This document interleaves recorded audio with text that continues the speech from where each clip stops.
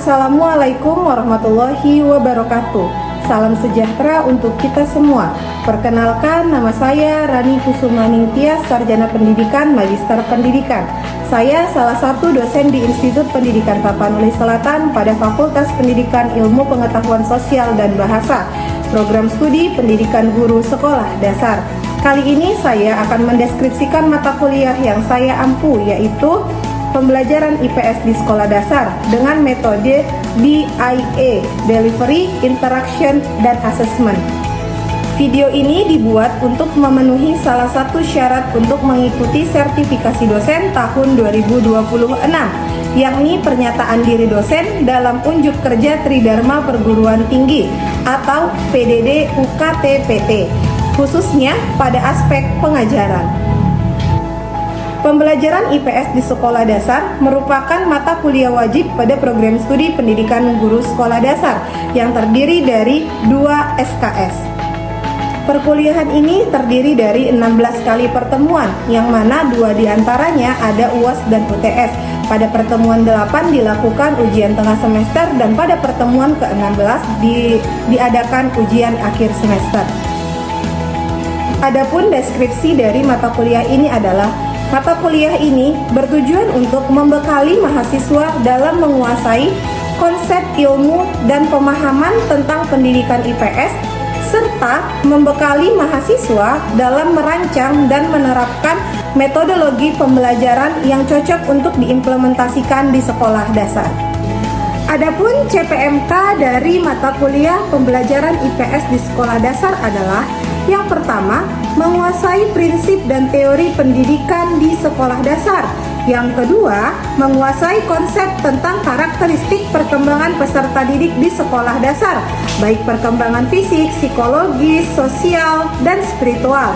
Yang ketiga, menguasai konsep kurikulum, pendekatan, strategi, metode, model, teknik, bahan ajar, dan media, serta sumber belajar yang inovatif sebagai guru kelas di sekolah dasar. Yang keempat, menguasai konsep dan teknik evaluasi, proses dalam evaluasi hasil pembelajaran di sekolah dasar. Yang kelima, menguasai model-model pembelajaran, pengembangan silabus, dan rencana pelaksanaan pembelajaran, serta merancang dan menerapkan metodologi pembelajaran IPS untuk diaplikasikan di sekolah dasar. Adapun materi-materi dalam perkuliahan ini adalah: yang pertama, konsep, hakikat, dan karakteristik pembelajaran IPS di sekolah dasar. Yang kedua, perkembangan pendidikan IPS di sekolah dasar. Yang ketiga, strategi pembelajaran nilai dan keterampilan sosial. Yang keempat, dimensi dan struktur pembelajaran IPS di sekolah dasar. Yang kelima, pendidikan multikultural dan pendidikan global pada pembelajaran IPS di sekolah dasar. Yang keenam, penanaman sikap, nilai, moral, dan norma. Yang ketujuh, memahami masalah-masalah sosial yang aktual yang terjadi di masyarakat. Yang kedelapan, pendekatan, strategi, dan metode pembelajaran IPS di sekolah dasar. Yang kesembilan, model-model pembelajaran aktif dan interaktif dalam pembelajaran IPS di sekolah dasar. Yang ke-10, sumber dan media pembelajaran. Yang ke-11, penyusunan perangkat pembelajaran. Yang ke-12, simulasi pembelajaran IPS di sekolah dasar. Dalam perkuliahan ini, saya menggunakan metode pembelajaran berupa: yang pertama, metode diskusi, yang kedua, metode tanya jawab, yang ketiga, metode penguasaan tugas, yang keempat, metode praktek, dan yang terakhir adalah metode simulasi. Dalam menentukan nilai akhir dalam perkuliahan ini ada beberapa indikatornya. Yang pertama, kehadiran. Yang kedua, tugas, baik itu proyek secara individu maupun secara berkelompok. Juga ada nilai UTS dan UAS. Adapun presentasi dari keempat indikator tersebut adalah: yang pertama, kehadiran terdiri dari 20%, tugas atau proyek terdiri dari 30%, UTS terdiri dari 20%, dan UAS terdiri dari 30%. Cukup sekian perkenalan diri saya. Berikut adalah video saya dalam mengajar mata kuliah yang saya ampu, yakni pembelajaran IPS di sekolah dasar. Selamat menyaksikan. Oke, selamat pagi semuanya. Pagi, Bu. Assalamualaikum warahmatullahi wabarakatuh. Waalaikumsalam.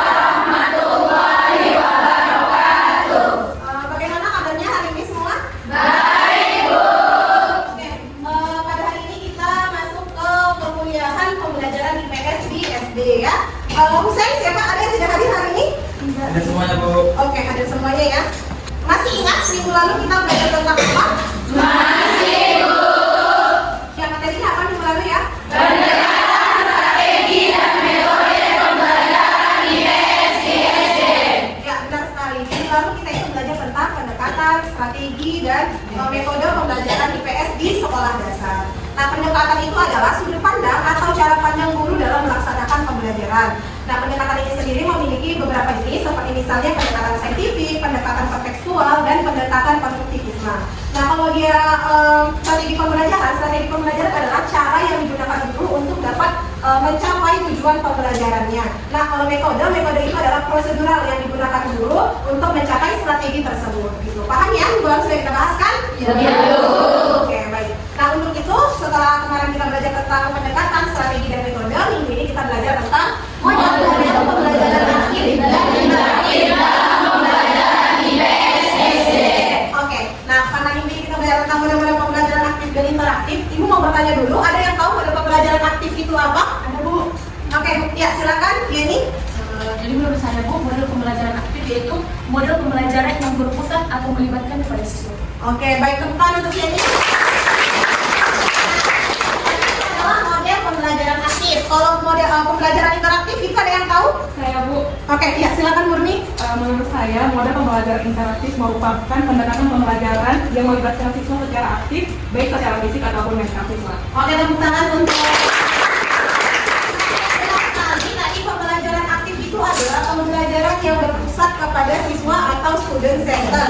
Pembelajaran aktif itu adalah pembelajaran yang dimana dalam proses pembelajarannya itu siswa sebagai pusat kegiatan atau yang disebut dengan student center, tidak lagi teacher center. Kalau di zaman dulu itu pembelajaran berpusat pada guru, kalau sekarang itu ditekankan untuk pembelajaran itu berpusat kepada siswa. Nah, kalau dia pembelajaran interaktif itu apa sih, Bu? Kalau pembelajaran interaktif itu adalah pembelajaran yang di dalamnya ada interaksi antara guru dan siswa, tidak fokus pada guru atau tidak fokus pada siswa saja, melainkan ada interaksinya. Seperti kita saat ini, Ibu berinteraksi dengan kalian, kalian juga berinteraksi dengan Ibu. Nah, untuk yang pertama kita akan belajar mengenai model pembelajaran kooperatif. Ada yang tahu model pembelajaran kooperatif itu apa? Saya, Bu. Ya, silakan Bulan.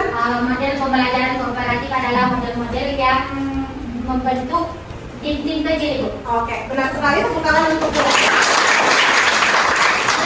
Model pembelajaran kooperatif itu adalah model yang dimana kita membentuk tim-tim kecil untuk melakukan pembelajaran. Di minggu lalu Ibu sudah membagi kelompok, bukan? Sudah ya? Sudah. Oke. Ini kelompok 1 model apa? Jigsaw. Kelompok 2? Group investigation, Bu. Ya, group investigation. Kelompok 3? Team Pacer. TPS atau Team Pacer. Yang kelompok 4? Student Executive Delegation. Oke, STAD ya. Kemudian kelompok 5? Team Dance Turnamen, Bu. TGT ya. Kemudian yang terakhir? Number Head Together, Bu. Model pembelajaran Number Head Together. Oke, sekarang Ibu minta untuk setiap perwakilan kelompok menjelaskan tentang pengertian modelnya, penemu modelnya, dan langkah-langkah dari modelnya. Sudah siap kelompok 1? Sudah. Oke, baik. Baik, assalamualaikum warahmatullahi wabarakatuh. Waalaikumsalam warahmatullahi wabarakatuh. Baik, di sini saya perwakilan dari kelompok 1 ingin menjelaskan tentang model jigsaw, di mana pengertian dari model jigsaw itu merupakan suatu model yang salah satu tipe pembelajaran kooperatif yang menekankan pada kerjasama antar siswa dalam proses pembelajaran. Dalam model ini setiap siswa memiliki tanggung jawab untuk mempelajari bagian-bagian mereka tertentu. Melalui kegiatan ini mereka saling berbagi informasi, pengetahuan, serta bekerja sama dan berkomunikasi.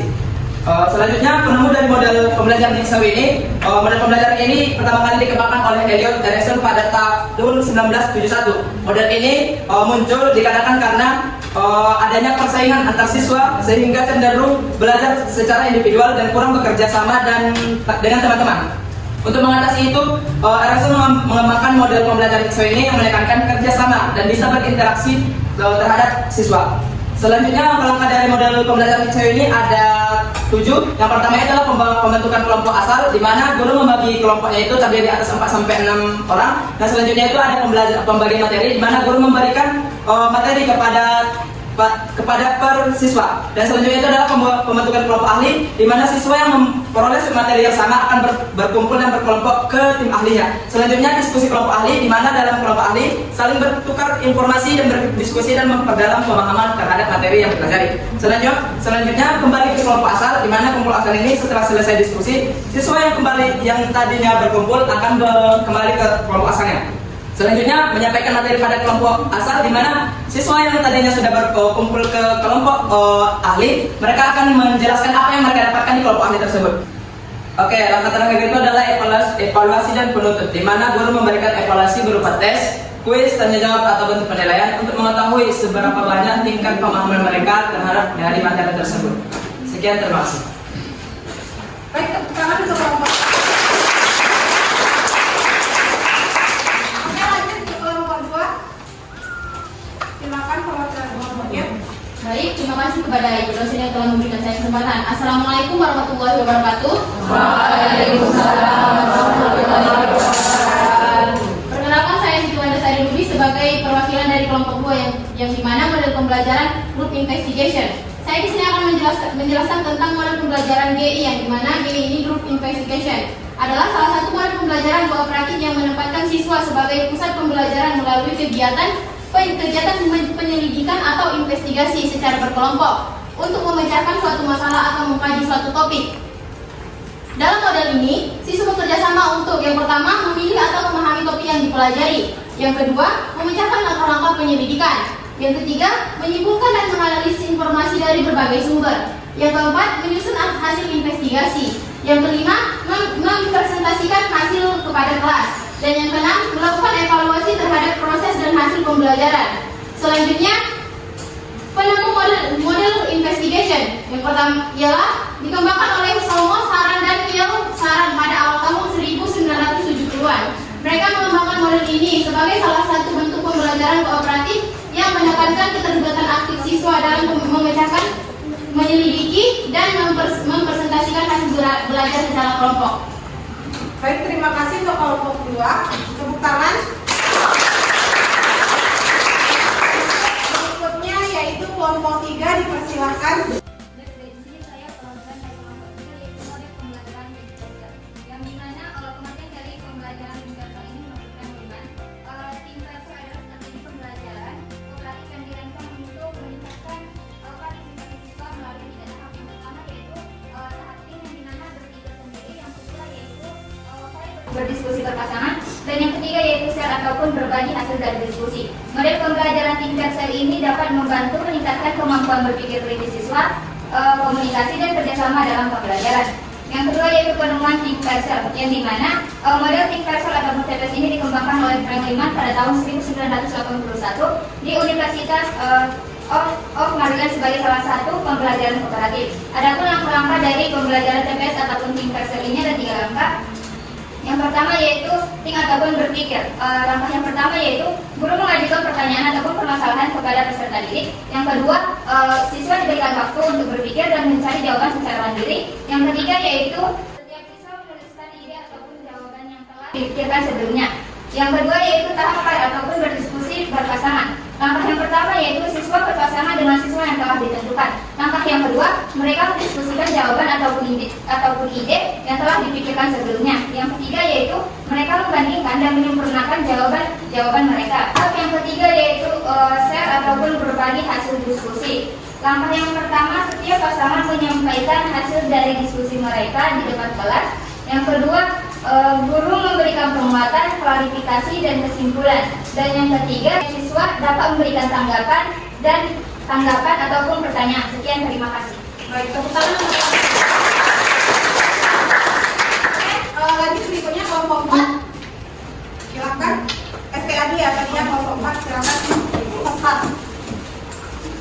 Baik, saya perwakilan dari kelompok 4 akan mempresentasikan model pembelajaran kami yaitu Preventive Achievement Definition atau bisa disingkat dengan PCAD. Model pembelajaran ini merupakan salah satu model pembelajaran kooperatif yang memberikan kelompok kecil kepada siswa secara heterogen untuk bekerja sama memahami materi serta memastikan akuntabilitas individu siswa melalui kuis dan memberikan penghargaan berdasarkan peningkatan skor masing-masing kelompok. Model pembelajaran ini dikembangkan oleh Robert Stauffler pada tahun 1970. Adapun langkah-langkah dari model pembelajaran ini ada 6. Yang pertama, menyampaikan tujuan dan motivasi. Yang kedua, menyajikan materi atau presentasi yang dilakukan oleh guru. Yang ketiga, kerja tim, yang dimana siswa dibagi menjadi beberapa kelompok. dengan tugas memahami materi yang diberikan oleh guru. Yang keempat, melakukan kuis. Dan yang kelima, skor peningkatan. Dan yang terakhir adalah guru memberikan penghargaan kelompok melalui skor yang didapatkan kelompok tersebut. Terima kasih. Saya akhiri. Ya, baik, tepuk tangan untuk. Oke, lanjut kelompok 5, PGT. Bismillahirrahmanirrahim. Assalamualaikum warahmatullahi wabarakatuh. Perkenalkan, saya Nyobrita Dawai. Saya perwakilan dari kelompok 5 yakni mengenai TGT, yang mana TGT adalah Teams Games Turnamen. Jadi, Teams Games Turnamen ini sendiri adalah model pembelajaran yang merupakan salah satu tipe pembelajaran kooperatif yang dikembangkan oleh Robert Salpin bersama rekan-rekannya di Johns Hopkins University pada tahun 1978. TGT dikembangkan sebagai alternatif yang mana pembelajaran yang membuat siswa lebih aktif dan termotivasi melalui kerjasama tim, permainan akademik, dan turnamen. Dalam model ini, siswa belajar dalam kelompok yang heterogen, kemudian mengikuti permainan dan turnamen untuk memperoleh skor yang akan disumbangkan kepada timnya.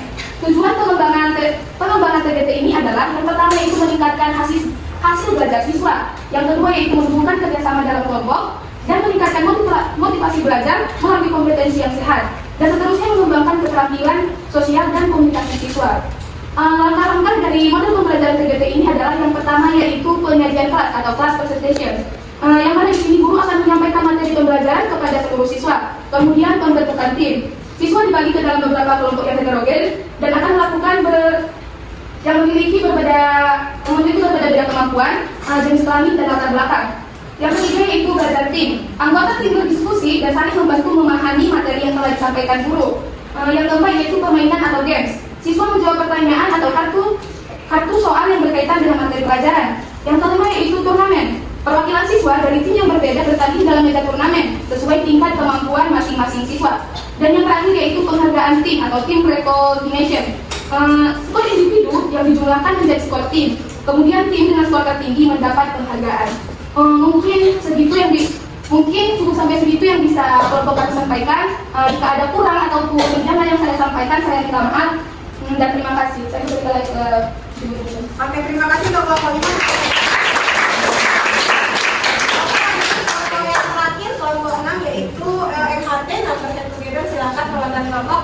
Terima kasih Bu. Assalamualaikum warahmatullahi wabarakatuh. Waalaikumsalam warahmatullahi wabarakatuh. Perkenalkan, saya Febriana Semita Huta Barat, perwakilan dari kelompok 6 yang akan memaparkan tentang model pembelajaran Number Head Together atau MHT, di mana model pembelajaran ini merupakan model pembelajaran kooperatif yang struktural yang menekankan pada aktivitas siswa dalam mengelola, mencari, dan melaporkan informasi. Dalam model pembelajaran ini, siswa dibentuk dalam kelompok-kelompok kecil dan diberikan nomor secara acak. Dan apabila nomor tersebut dipilih oleh guru, maka itu yang akan menjawab pertanyaan di depan kelas. Adapun penemu dari Number Head Together ini adalah Pinker Kagan pada tahun 1993. Langkah-langkah dalam model pembelajaran ini terbagi dalam 5. Yang pertama yaitu penomoran, di mana guru membagi kelompok menjadi kelompok kecil yang terdiri dari 3-5 anggota di dalam kelompok. Anggota kelompok tersebut dibuat secara heterogen atau bervariasi berdasarkan kemampuan akademik, serta setiap anggota kelompok diberikan nomor yang berbeda ataupun diacak, misalnya nomor 1-5. Adapun langkah yang kedua yaitu pengajuan pertanyaan, di mana guru memberikan tugas ataupun pertanyaan dan masalah terkait materi yang akan dipelajari. Setelah itu, guru dapat menyajikan pertanyaan tersebut pada lembar kerja siswa ataupun pada media ajar lainnya. Dan tahap ketiga yaitu berpikir bersama atau think together, di mana siswa duduk bersama sesuai dengan kelompoknya dan berdiskusi dalam menyelesaikan masalah yang telah diberikan guru. Di mana setiap anggota dalam kelompok tentunya harus dipastikan bahwa mereka semua telah memahami dan mengerti terhadap pertanyaan yang telah diberikan. Dan yang terakhir, anggota yang lebih paham diharapkan dapat memberikan bantuan kepada teman timnya untuk memahami dari pertanyaan yang telah diberikan guru. Dan yang keempat adalah menjawab ataupun pelaporan. Pada tahap ini, guru menyebutkan satu nomor secara acak. Misalnya, guru menyebutkan nomor 3. Maka di setiap kelompok yang telah dibagi tadi, apabila yang memegang nomor 3 ataupun mendapatkan nomor 3, dia berhak menjawab pertanyaan yang telah diberikan guru di depan kelas.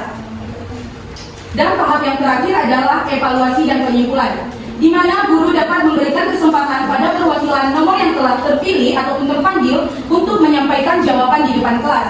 Setelah itu, guru menanggapi jawaban siswa dan meminta tanggapan dari siswa lain yang telah memiliki nomor yang sama. Setelah semua itu selesai, secara bersama-sama guru dan siswa menyimpulkan jawaban yang paling tepat di antara jawaban dari semua kelompok. Mungkin cukup sekian dari kelompok kami. Kami sudah dengan salam. Assalamualaikum warahmatullahi wabarakatuh. Itulah dia tadi beberapa contoh dari model kooperatif ya, model pembelajaran kooperatif.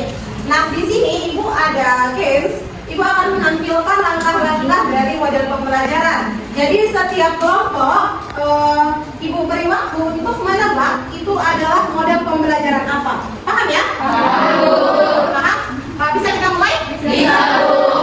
Oke, ini adalah model yang pertama. Bu kasih waktu.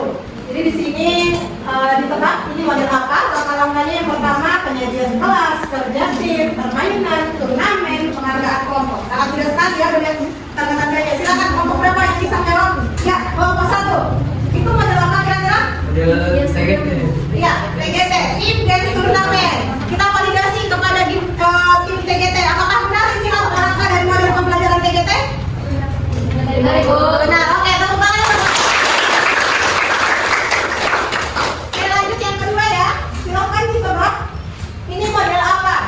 Yang pertama yaitu mengidentifikasi topik, merencanakan investigasi, melaksanakan investigasi, menyiapkan laporan, mempresentasikan hasil, dan yang keenam evaluasi. Silakan kelompok berapa yang menjawab? Ya, kelompok 5 ya? Ya, Bu. Ya, apa jawabnya? Group investigation strategi. Ya, sangat jelas ya, ada kata kuncinya investigasi. Kita validasi ke kelompok 2. Apakah benar ini langkah-langkah dari model grup investigasi? Benar, Bu.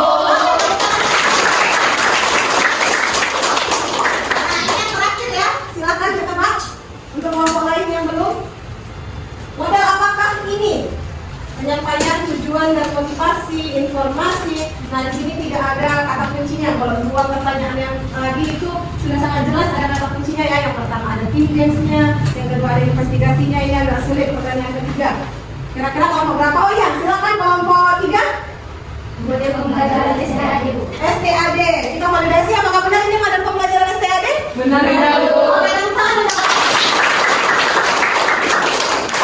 Baik, terima kasih tadi untuk kerjasamanya. Itulah tadi kita belajar tentang model-model pembelajaran kooperatif ya. Ada yang mau bertanya tentang model-model pembelajaran kooperatif ini? Saya, Bu. Ya, silakan Bangga. Bertanya, Bu.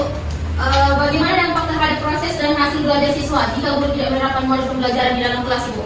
Oke, bagaimana sih dampaknya kalau misalnya guru tidak menerapkan model pembelajaran di kelas gitu ya pertanyaannya. Nah, yang pertama itu model pembelajaran ini sebenarnya sangat penting untuk kita implementasikan, apalagi kalian semua ini kan calon guru. Sebenarnya wajib kalian mengetahui beberapa jenis model pembelajaran. Apa tujuannya? Tujuannya itu yang pertama adalah untuk meningkatkan hasil belajar siswa. Jadi kalau kita menggunakan model pembelajaran itu akan terasa lebih menarik dan seru, sehingga hasil belajar siswa itu juga dapat meningkat, gitu ya. Yang kedua, itu akan menumbuhkan keterampilan sosial siswa. Yang ketiga, kita dapat menanamkan nilai-nilai karakter melalui model pembelajaran. Seperti model pembelajaran yang kita lakukan saat ini, setiap siswa melakukan kerjasama, di dalamnya ada diskusi, ada kerjasamanya, ada mandirinya juga. Jadi di dalam model pembelajaran itu kita juga dapat menanamkan nilai-nilai karakter kepada peserta didik. Selain itu juga kita juga dapat menambahkan motivasi belajar. Kalau pembelajaran itu seru, menarik seperti ini, anak-anak juga akan lebih semangat untuk dapat mengikuti pembelajaran di dalam kelas. Gitu ya? Paham Anda semuanya? Paham. Oke, ada lagi yang mau bertanya? Tidak ada? Tidak ada. Ibu akan memberikan penguatan terakhir sebelum kita tutup pembelajaran pada hari ini. Jadi hari ini kita belajar tentang model-model pembelajaran aktif dan interaktif dalam pembelajaran IPS. Nah, pembelajaran aktif itu sendiri adalah pembelajaran yang merupakan dia itu adalah student center, di mana siswanya itu adalah pusat dari pembelajarannya, bukan gurunya.